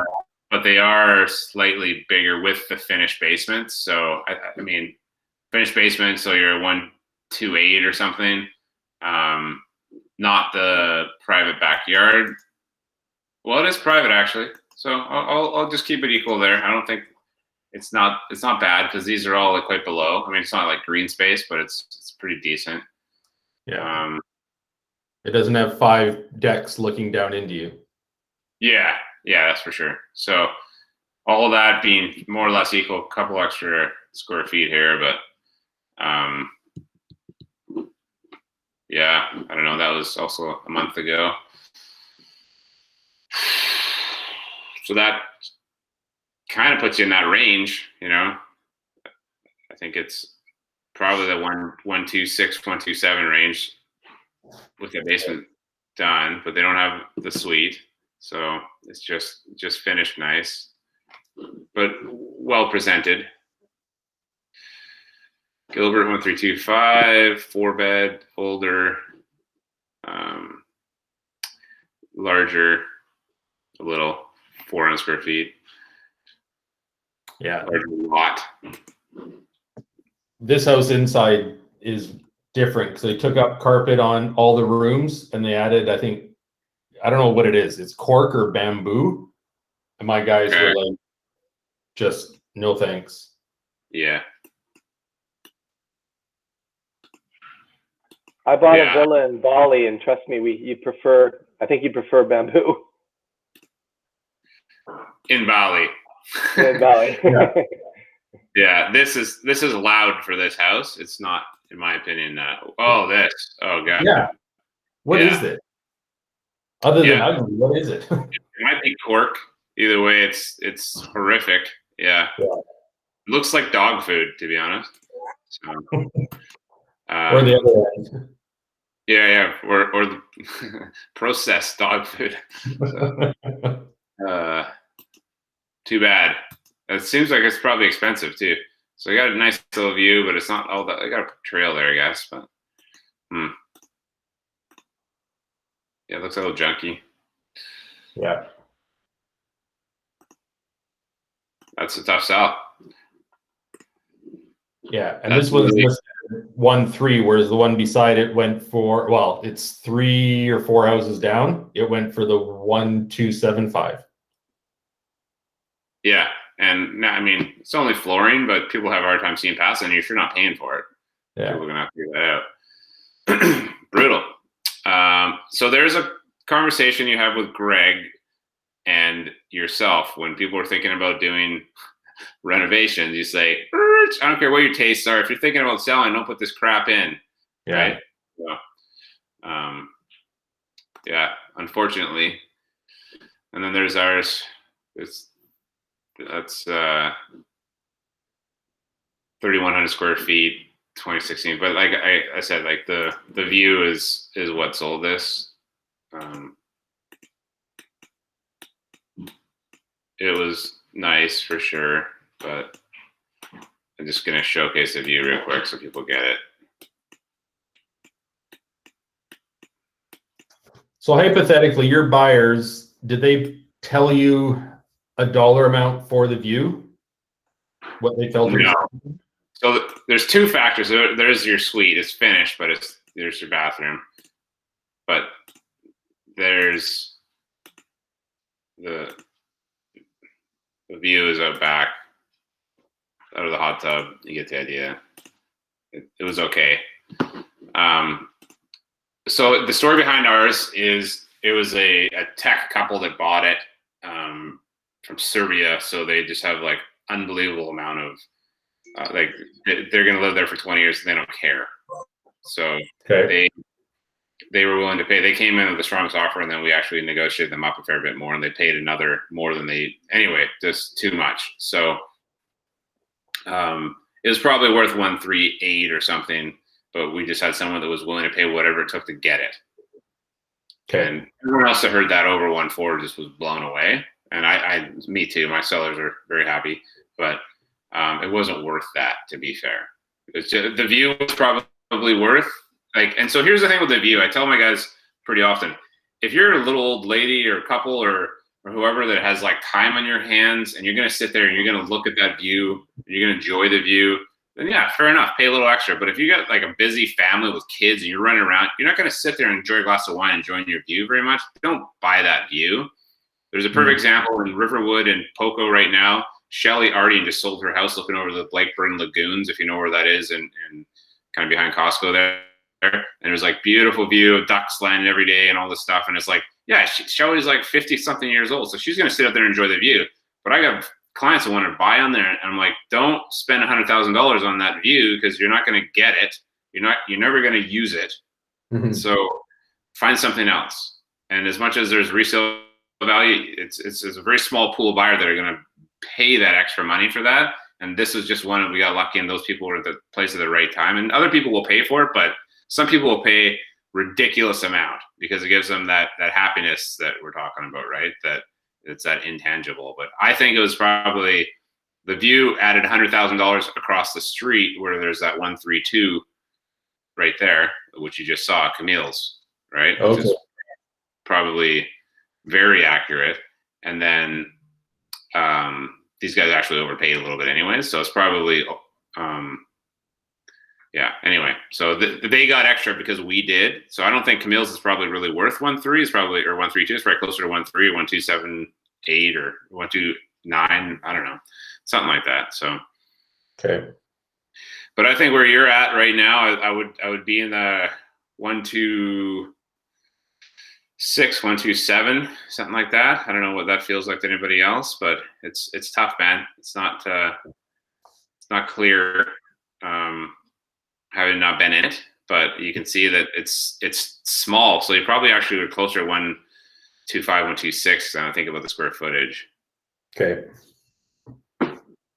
They're willing to pay a little bit extra to live close to me, which I understand, right? So.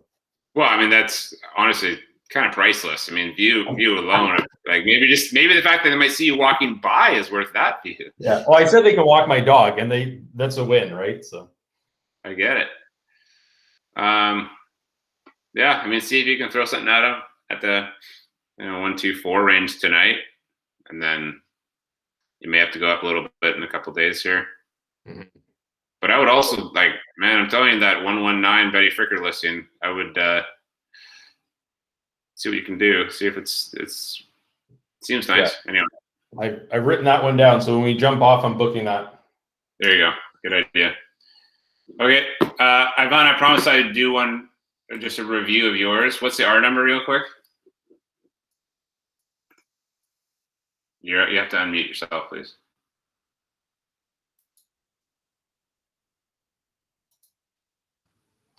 Hi, sorry about that. Okay, it is 2529729. All right.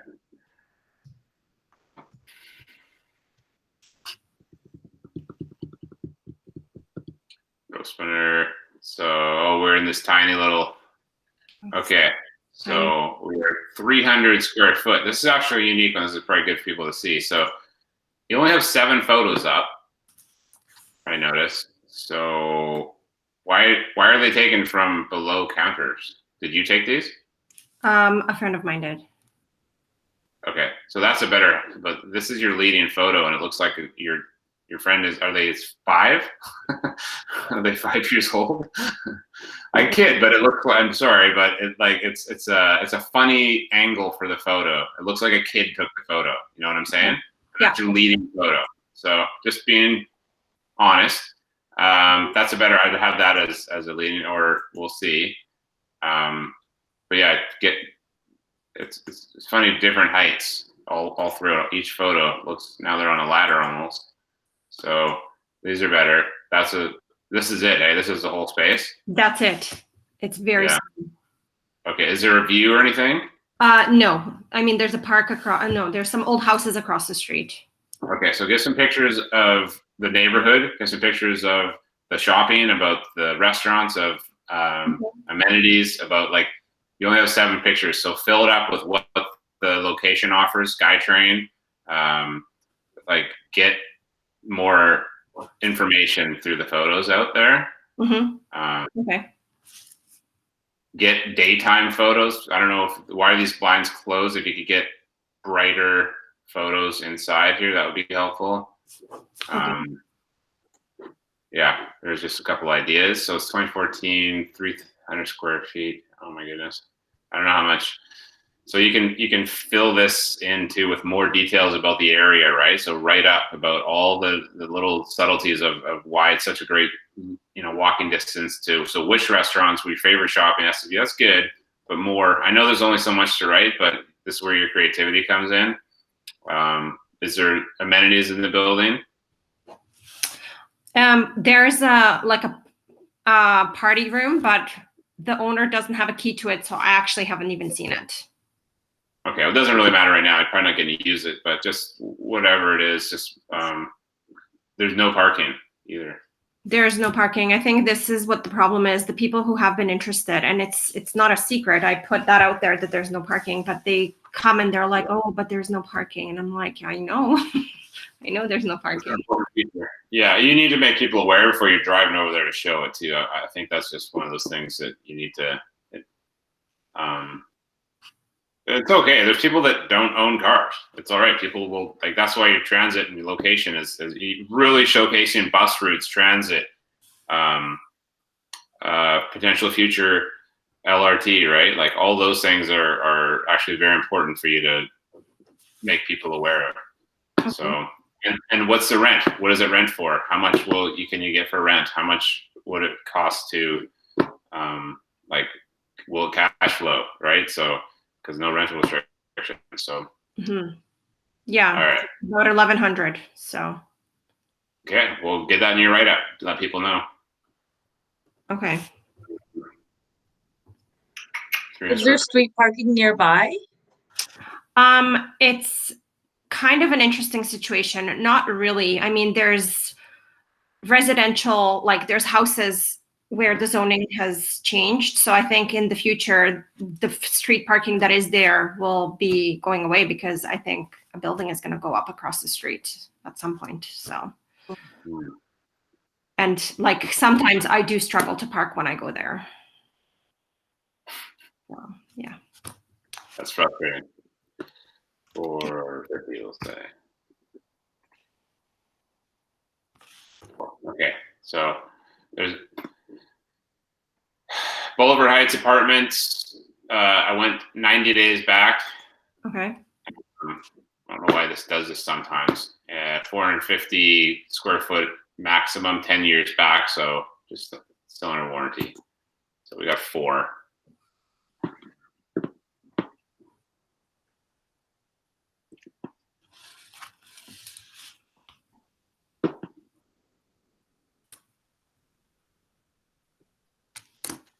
So 20 days on, 2014, also a bachelor at 420 square feet, and they're at $299. And they don't have a parking either. I spoke with that agent. Okay, how are their showings? He was just starting out the last time I talked to him, and he had only had a couple. But that was about Stage looks nice. It looks a lot better staged. You could do some virtual staging for like, you know, $50. Okay. You know, if you look into virtual staging, Box Brownie will do the first one free for you. So I mean, these guys are just keep an eye on this one. That's pretty good competition. So 267 built 2014, very similar size square footage. They do have parking though. Yeah, that's the new one. And this is the new one that just came on. Like probate. Yes. Yeah. So is it sold? No, I don't think so.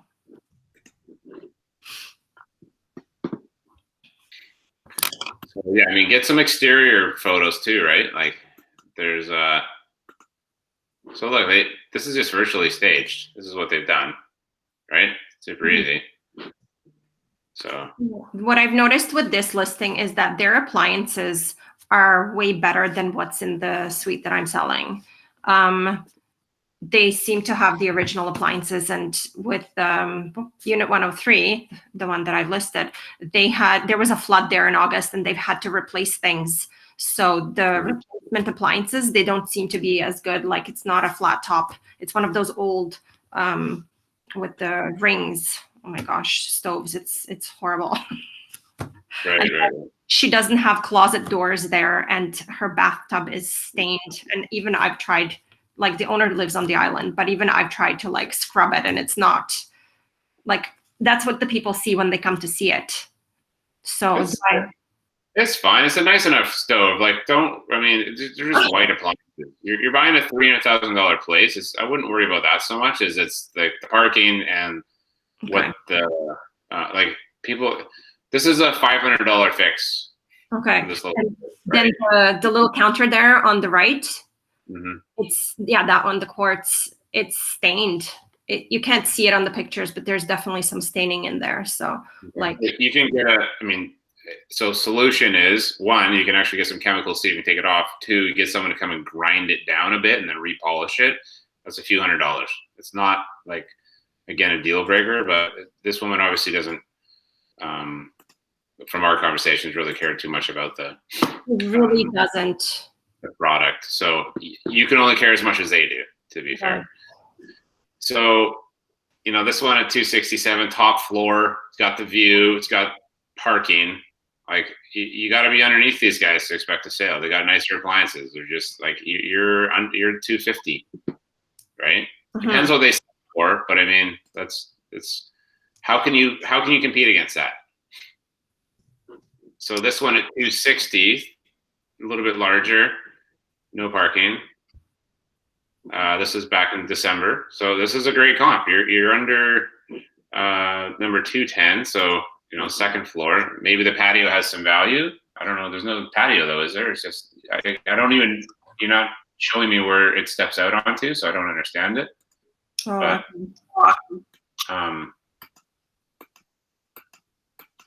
yeah, get some of the other, like the common area space photos. A nice patchwork. For sure.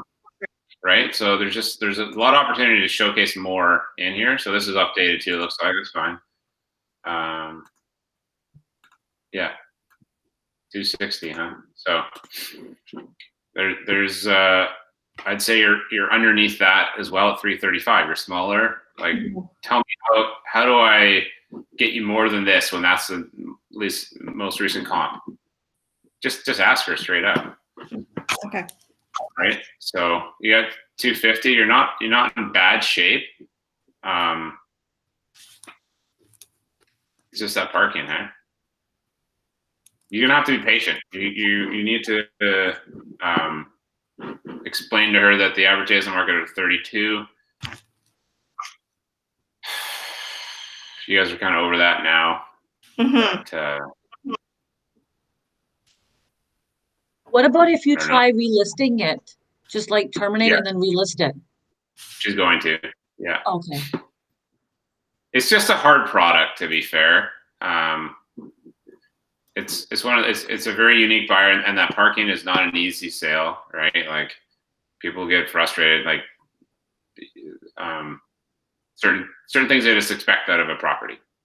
So you can buy a parking stall downtown Vancouver for $250,000. Wow. So okay. You're getting a condo for this price. So you might just kind of remind people that, right? So I can get a, you know, whatever it is, just concrete for $250,000. And here you are getting a whole place to live that you can rent out that'll pay you. So here's another one in there, 247, 0 bed. It had parking. This is in October, 2nd floor. So that's a good comp.